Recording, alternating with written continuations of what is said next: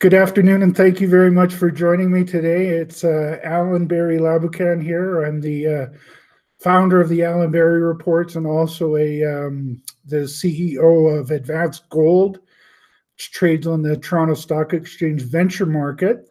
And over my career, I've been very fortunate to speak with a lot of guests. And today I'm fortunate to have one of my mentors, who I also get to work very closely with, in Senior Jose Parga. And I'd like to introduce him. Senior Parga, say hello to the folks looking at us through the camera. So what I'm going to, just to give everybody an idea of what we'll do with the show here today, I'm going to get into a little bit about Senior Parga's career. I want to brush on some of his knowledge about Zacatecas, Mexico, which is one of the most important regions, maybe in the world, but certainly in Mexico, for silver mining and gold mining as well. And Senior Parga has a wealth of knowledge. And then we'll get into what we're doing together, which is exploring the Tabasqueña silver mine, a historical producer that we've just started to drill below the oxide zone of a cluster of over 30 epithermal veins have been hit to date. And so we're going to try and tell you a little bit about our story of exploration here and just outside of Ojo Caliente. So the first thing I'm going to ask you about, Senior Parga, is why don't you tell the folks a little bit about your career? You spent a long time working with the Geological Survey of Mexico. Yes, I was working for the Mexican Geological Survey for 32 and a half years.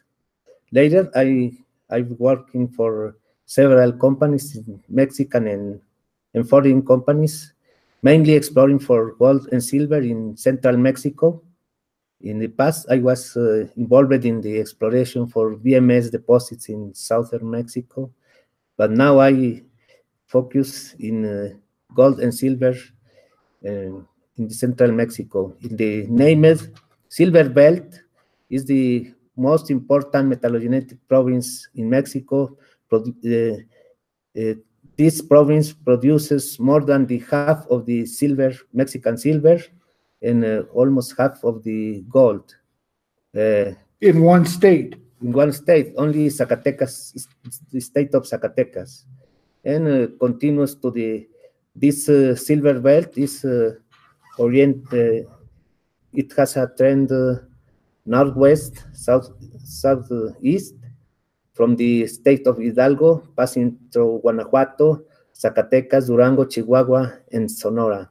And these are where mining has been actively going on for hundreds of years now, correct, Senior Parga? Yes, we can say we are just in the heart of the silver belt. The big silver mines are close to us, like Fresnillo, Saucito, Juanicipio, and the central, the important district of Zacatecas, and southeast is the Coronel, a gold mine working as an open pit mine now. So where you just explained there, Senior Parga, from the city of Fresnillo to Zacatecas to Ojo Caliente with El Coronel, just about 12 miles beyond that, what does that area cover? Approximately 60 miles or something like that? It's more approximately 60, maybe 70 from Zacatecas, from Fresnillo, including Juanicipio, Saucito, later Francisco y Madero, Zacatecas, Ojo Caliente, southeast is Coronel, and another important mining zone is Porvenir, another open pit gold mine in Santa Francisca, underground polymetallic mine in the state of Aguascalientes. And all of these, well, except for maybe El Coronel, but the other ones, they all are in a similar kind of geology, right, Senior Parga? It's kind of pretty basic. Maybe you could explain that. Yes, it's the same geological context. Mainly the oldest rocks are maybe Triassic, after this volcanic sedimentary sequence, late Jurassic, early Cretaceous ages, and are made up of sandstones, Conglomerate, right? sandstone. The oldest are sandstone, shales, and some slates, because the lower part is has a little metamorphism, and later is shales and a complex of submarine volcanic rocks like andesites, See, basalt, and that's what's important in the area specifically where we're exploring, because it's like the andesites are laying down all the country rock, and then up through those andesites come the younger volcanics, and what they do is they break up that rock so that then the juices that are coming from lower can come in there. Did I get it right, Senor Parga? Yes, that's right. I think the drill holes we made this time were through the andesites. We don't reach the sedimentary rocks like shales and some. Before we get into that, Senor Parga, I have some good models, and it'll help you to explain. So I'm going to do a screen share right now, and I want to keep talking while we're going over this, Senor Parga. So I'm going to bring up a screen share. So now basically everybody can see what we're seeing here on this screen, Senor Parga. So we were getting into a little bit here. I got a presentation by Mag Silver that's really helpful in explaining what we're talking about here. And in this paper by Peter McGaw, one of your friends, no, Senor Parga? Yes, I see. You've worked with him over the years a bit, no? Yeah, long time. Good.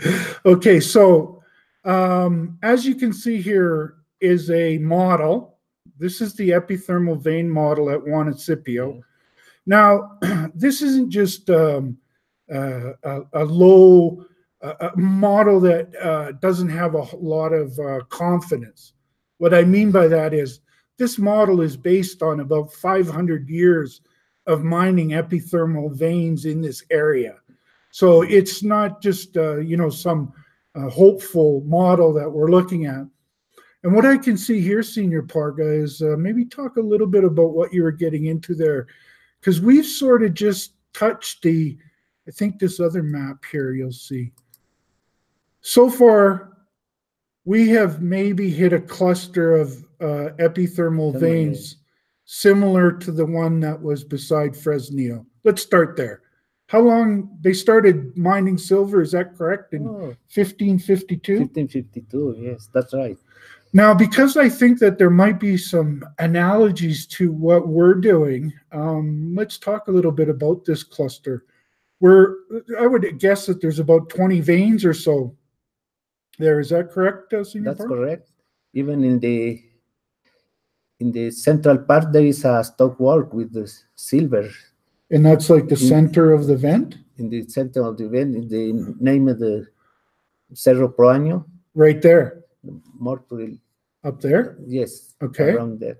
There is a stonework with around 60 grams per ton of silver.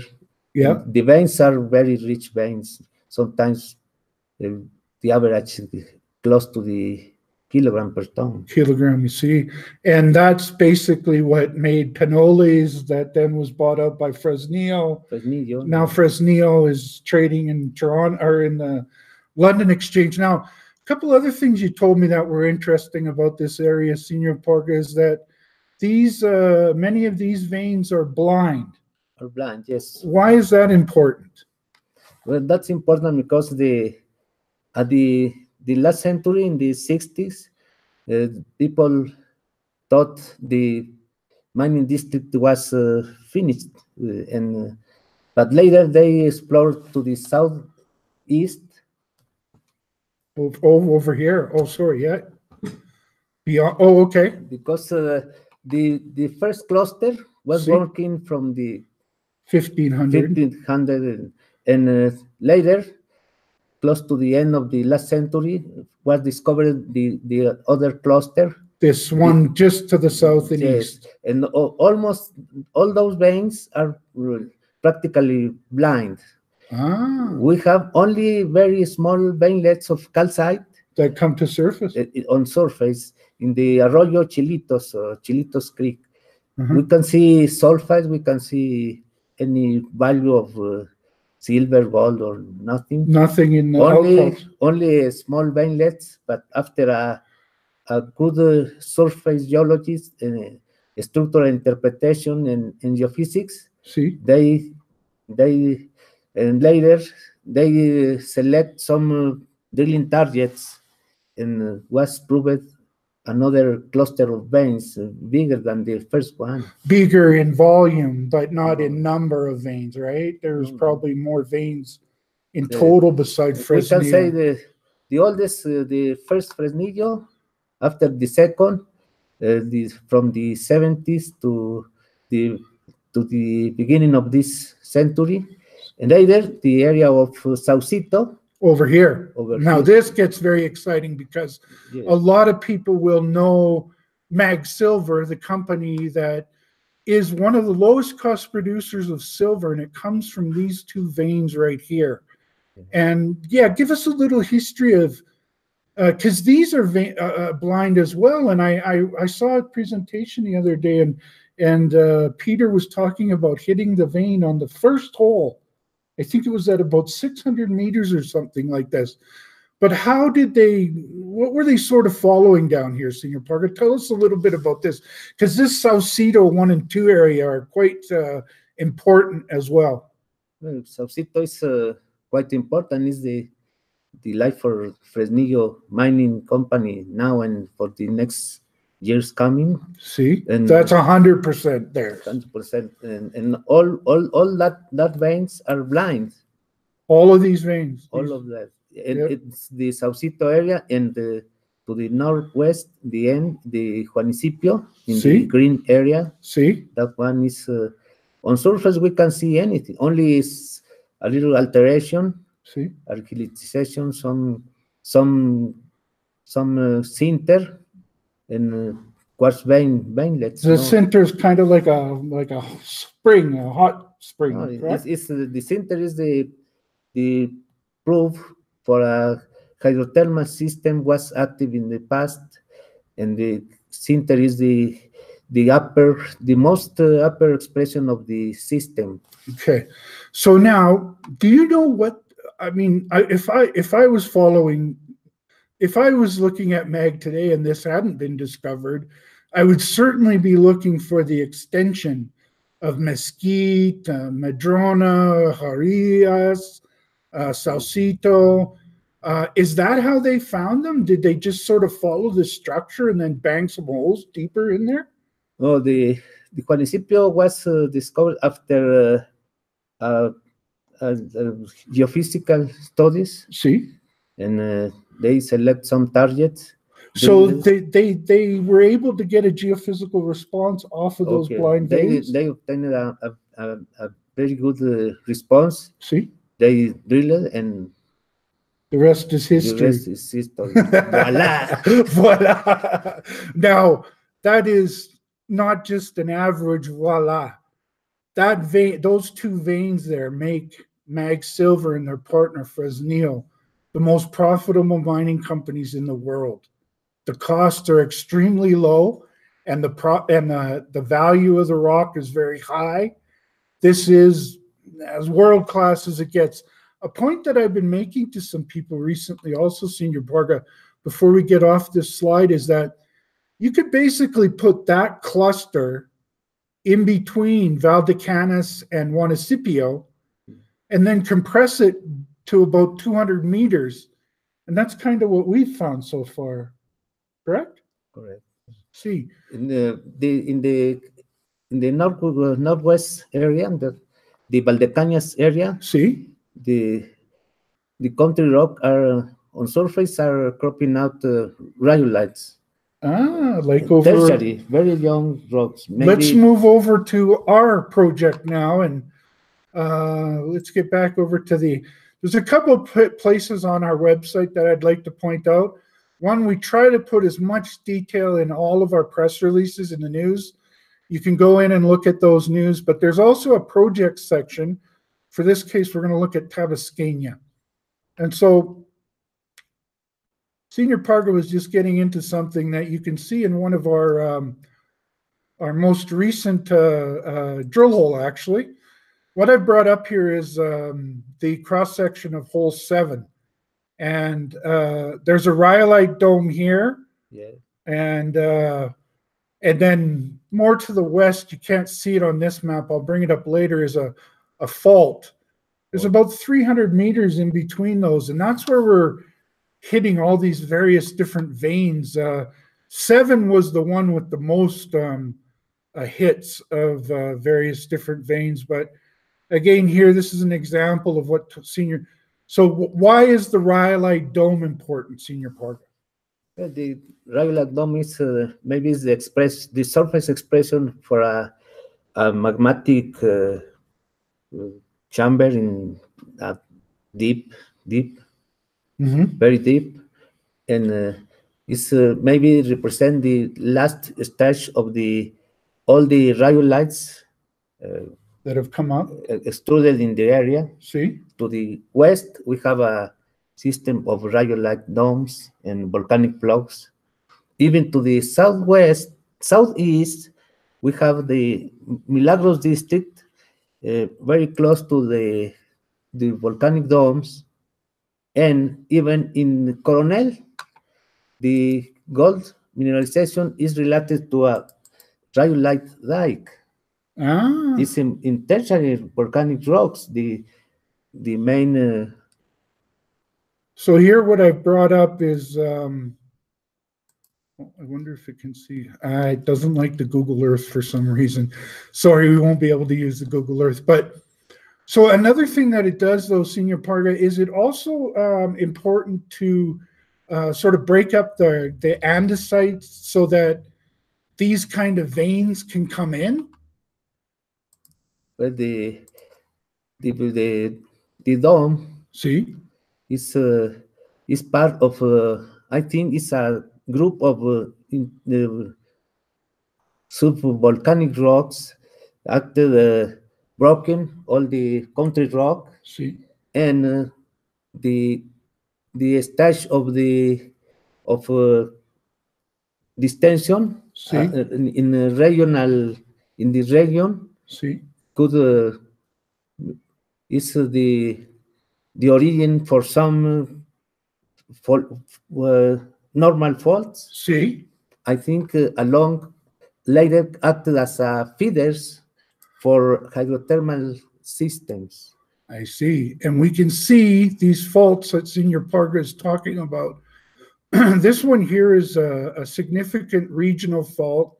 It goes probably about 1 kilometer beyond where we've explored so far. It extends beyond our property and goes for approximately another 6 kilometers onto the Milagros mine. But again, we're always trying to figure out where this stuff comes from, right, Senior Parga? And here we can see the fault.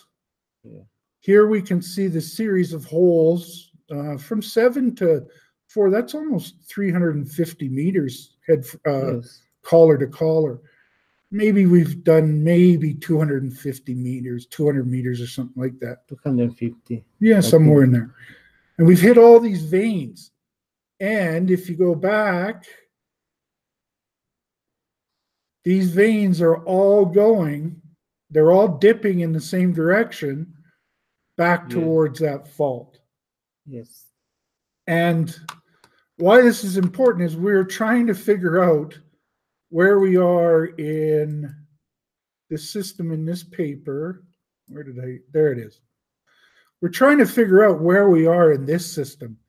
At Juanicipio, which is 50 miles, and this is probably can be out, you travel 60, 70 miles, maybe 50 to 100 meters out, something like that, maybe. So they hit the top of their window, at the top of the precious metal horizon at about 1,900 meters. what really got things going was when they drilled a few hundred meters deeper and cut the real high grade. And this falls into very similar to what we're seeing in our drilling. Is that correct? That we're That's right. sort of at the top of the system here, the top of the precious metal system. And I'm going to go back to this one. This one has a good, oh yeah, I like this one. So here, Senor Parga, this is an important slide for me. This is a present from Mag Silver's long section of their Valdecañas mine and vein. And as you can see, look at the dip, and you're dealing with probably, what's that, 300 meters of dip of there that there's nothing. Then you've got this zone up here, which stops what, 300 meters from surface, probably. That's the level that we're drilling our veins at right now. So if this was a blind vein, that's about where you would find the blind vein, exactly where we're finding them. Is that correct? So then you see you go further along strike and it dips down, and then you get back into the west. But what's really interesting was I was listening to Peter McGaw talk about these different zones. Well, not zones, they're actual vein intrusions. He calls one a dilating zone. There's the east, the southeast. I can't remember all the names. Anyways, I think he's got a grade heat map. No, he doesn't on this one. Anyways, so they've now drilled all of this off. So now they're down. This strike has got to be 800 meters, or well, there's 350 meters right there. So that's 700-meter vein. Up here, the grades didn't start coming in until you got a couple hundred meters further down. Down here, it gets really juicy. I'll send you that presentation. It's very impressive. But that's the nature of the zonation in these epithermal veins. Is that correct, Senor Parga? Correct. Yeah. So they don't quite come to the surface, a lot of the good ones. They will have these zones where, you're probably going to get next to nothing. But once you get deep enough down into the boiling zone, that's where they hit the bonanza grades. And the deep zone is even higher grade and thicker. Down in this corner, it expands. Most of all these veins are maybe 3 to 4 meters thick. Down here in this corner, it gets 25 meters or so thick. In the Juanicipio area. See. At the end of it, along the west. Right. So let's go back to ours now. So now you can start to see, oops, I went the wrong way. So now 1,900 meters was about the top. So we're down, 100 meters or so below that, but you can't tell because we haven't drilled deeper into the system. But let's talk a little bit about that system, because I think that's something that our market hasn't really understood. And I brought some rocks here with me, and I'm going to have Senor Parga go over these with us. So first things first, Senor Parga. So this little piece of rock here is the contact of when we first came in here, Senor Parga had presented me the project and showed me all the work that was done historically by Pinollis in the oxide zone.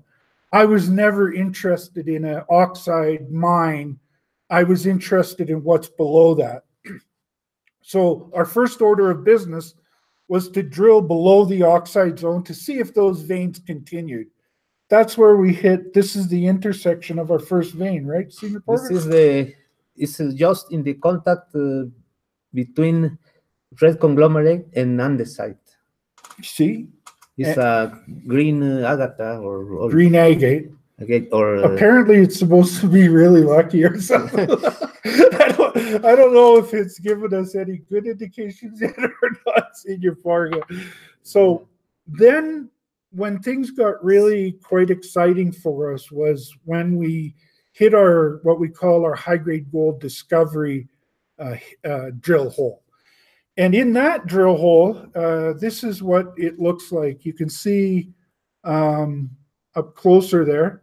Explain to people what those little bubbles are there, Senior Parga.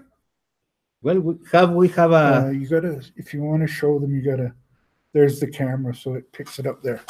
We have some pieces of quartz and cemented by clay and same quartz and a very little calcite and iron oxides.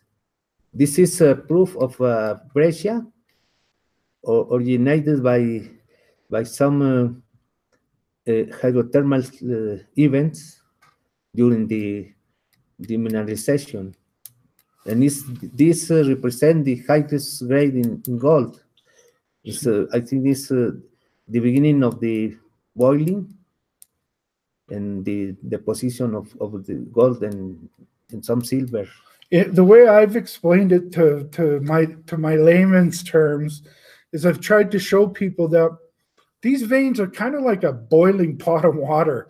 And when you're at the top of a boiling pot of water, you have bubbles.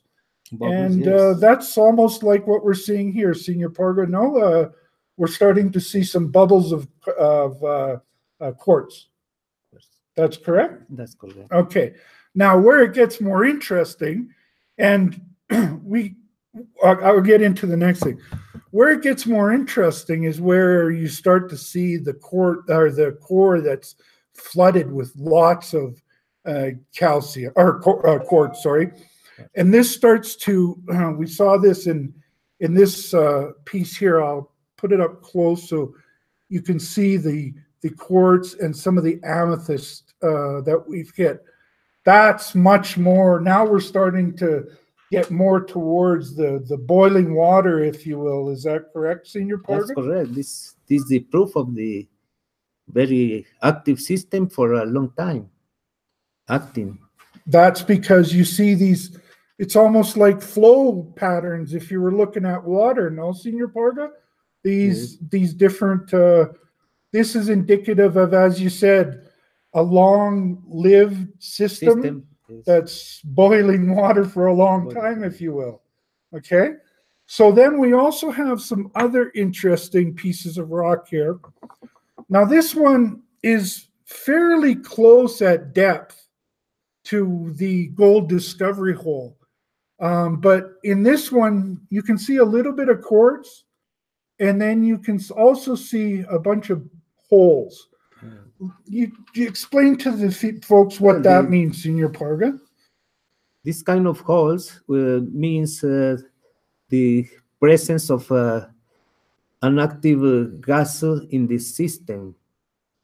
It's a part of the system, acting for a long time in moving through the breccia or and after depositing the gold. But these bubbles they're indicative, those little holes, they're indicative of being at the top of the system. At the top, yes. See? At the top. Okay. Because we have just a little gold, but this is the proof. We are in the upper part of the system. Okay. At the top.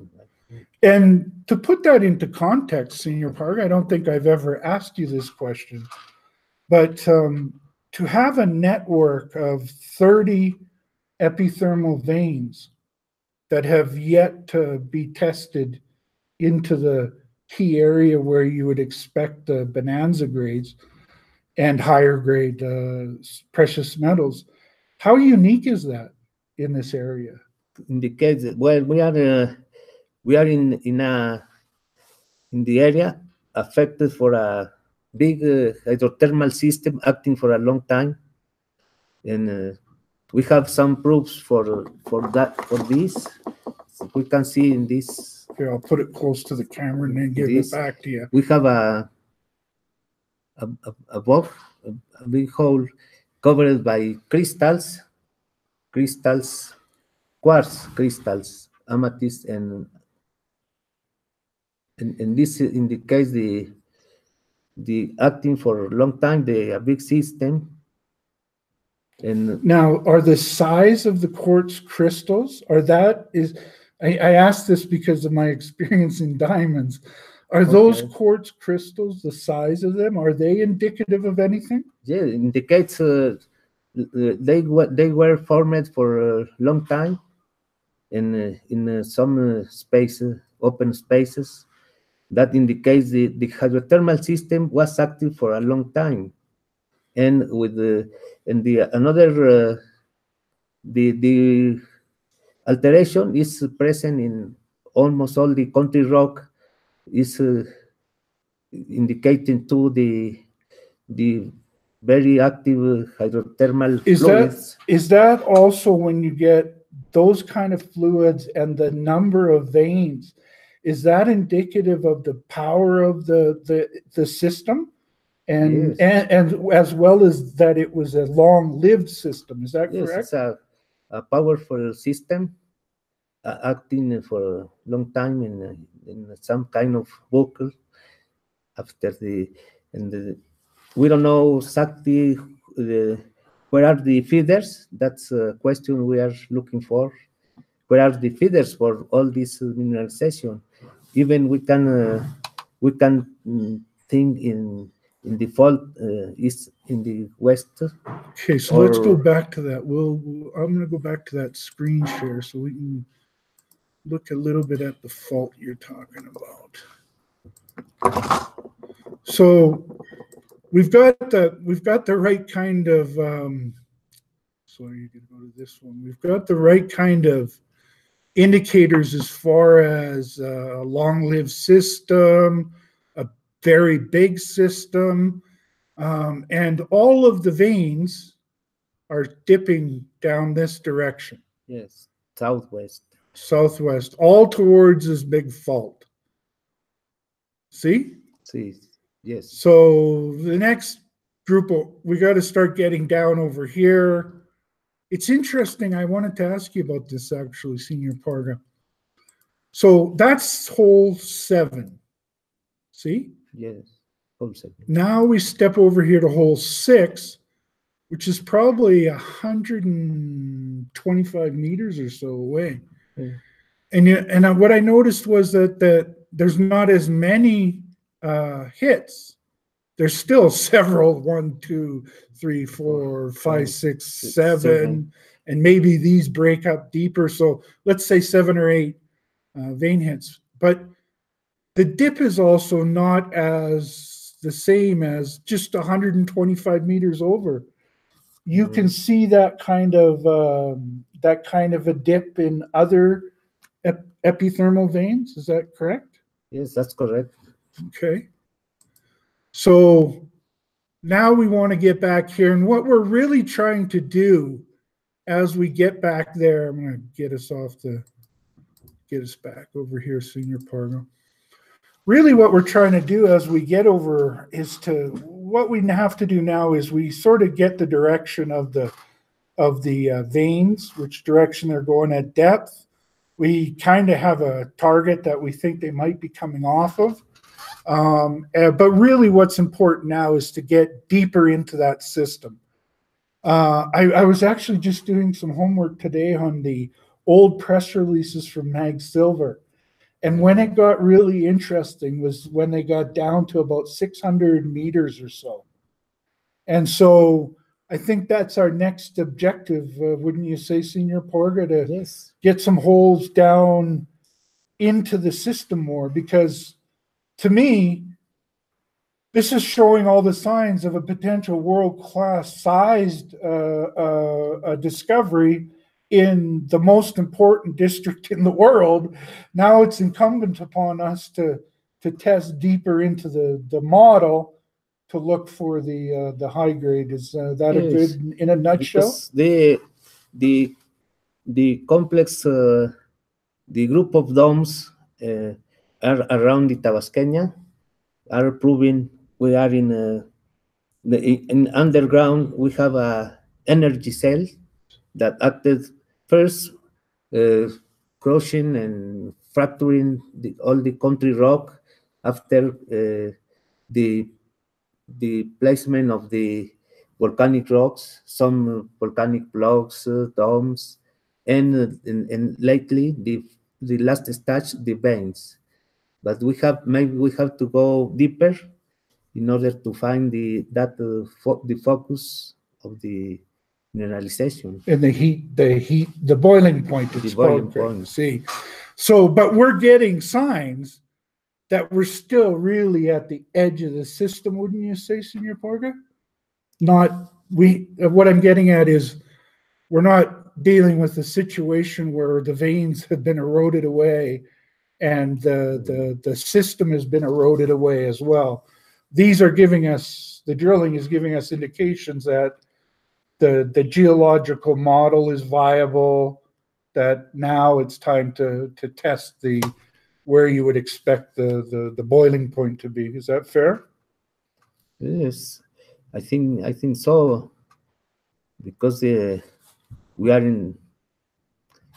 I think we are in the upper part, and in the Tabasqueña mine we have more silver. Maybe it's a part of a supergenic enrichment, and but it's the most important is looking for the origin of the mineralization, the boiling level. See, and we haven't had a chance to do that as of yet. Is that correct? That's correct. Based on what you see in the drill core and in the grades so far, we're just not deep enough, if you will. I would, is the way I would explain it. Would you as well? I think so. See, yes, it's because we can explain why we have a lot of a group of veins, a lot of alteration, silicification, and we notice the silicification is increasing toward the fault zone. So these are all indicators that model that we're loosely working with is giving us all the right indications. Is that correct? That's correct. Yeah. Good. Well, I really, I've had a chance to work with Senor Parga on a daily basis for almost 2 years now, and we've been drilling at Tabasqueña for maybe 6 months, 7 holes so far. I look around and I don't see a lot of clusters of 30 or more vein intersections in this world-class district. And I think it's a tremendous opportunity to have found what we have so quickly and still remains open to test the deep stuff. Correct? Yes, correct. See.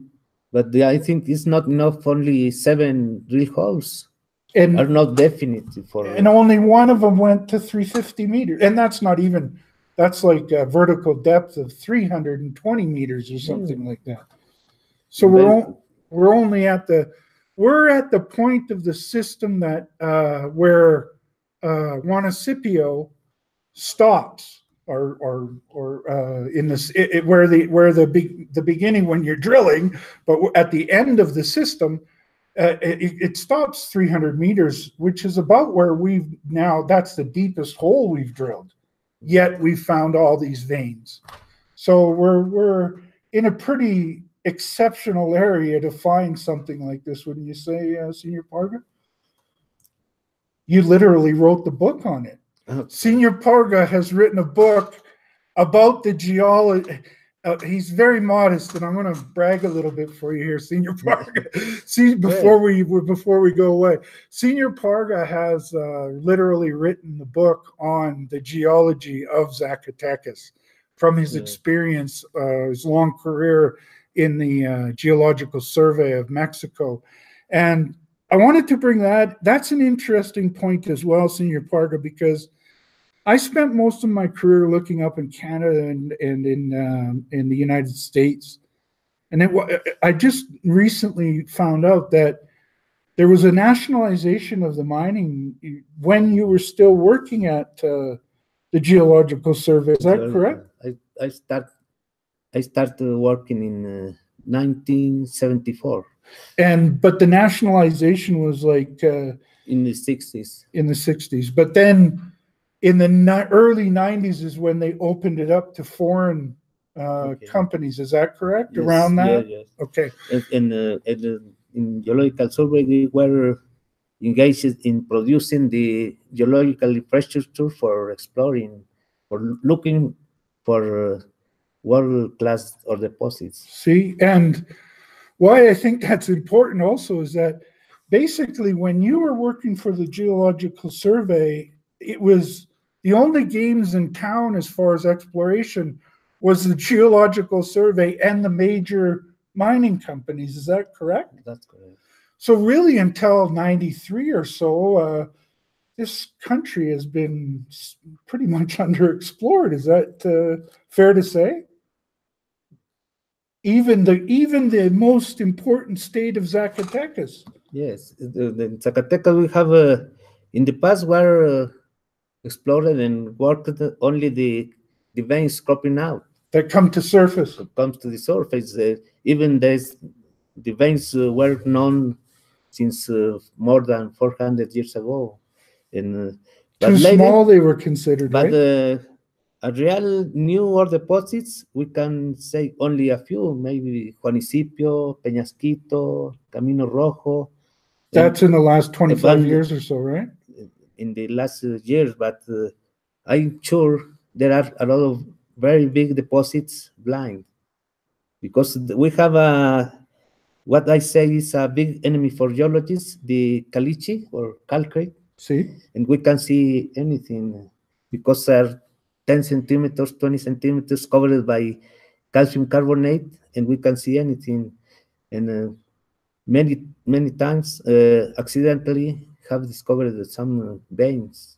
That geologists walked over for hundreds of years, correct? For 100 years, and dozens of geologists, even myself, passes over Peñasquito or over Camino Rojo, but never saw. Peñasquito is currently one of the most profitable mines for Goldcorp. So that's why that's such an important discovery. Well, let's wrap it up, Senor Parga. I'm really glad we were able to sit down and have a talk about what we've accomplished. I mean, when people are looking at our company, most times they're looking at what the stock is doing up, down on a daily basis. That's really not what you're too interested in. It's these rocks. And I try to explain as well as I can that I think we're onto something special here. Would you concur with that? You agree with that? I agree, and I think with all deposits exist after they are put in value and discovery.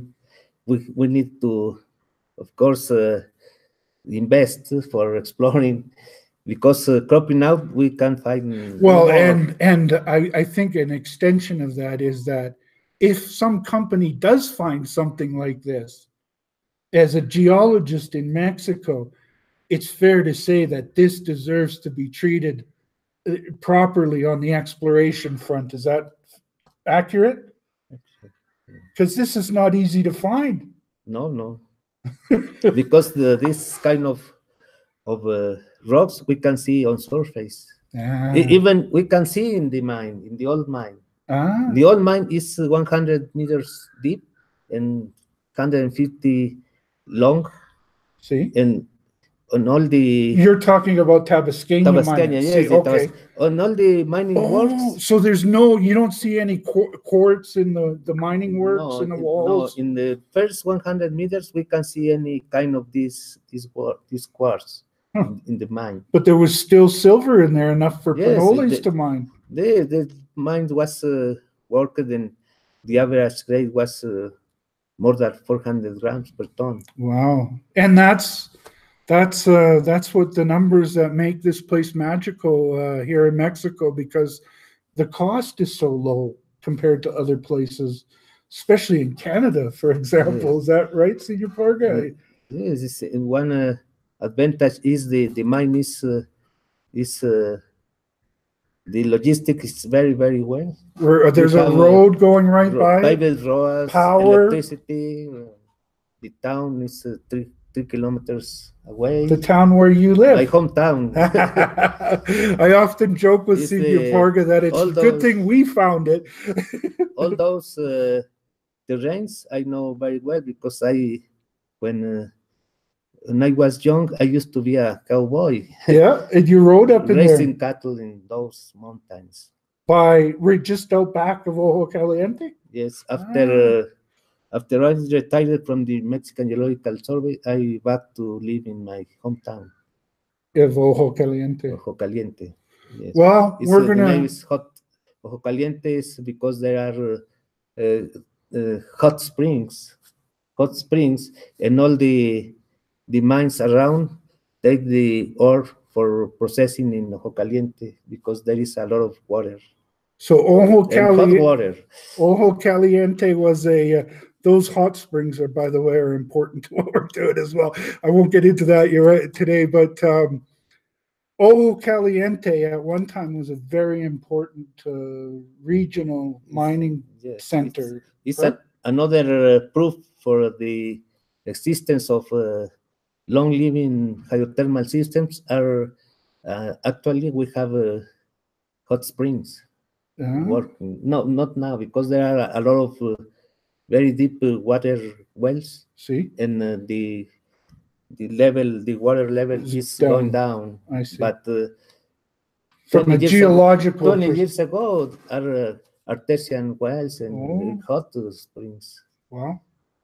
So it's the mineralization was active. No, As Peter likes to say, it's kind of a perfect storm. yes, The they say area for perfect storms. No, not so old, not so young. It's just the erosion have not discovered all the veins. On that note, I'm going to say thank you for joining us. Check out those other places on our website. We try very hard to give you as much information as we can so you too can understand what Senior Parga and I are so excited about. When we see this stuff in the drill holes, we know we're onto something. We know we found something special. Now it's time to get deeper into the system and figure out if we've got the grade to go with all this. On that note, have a great day and we'll talk to you soon.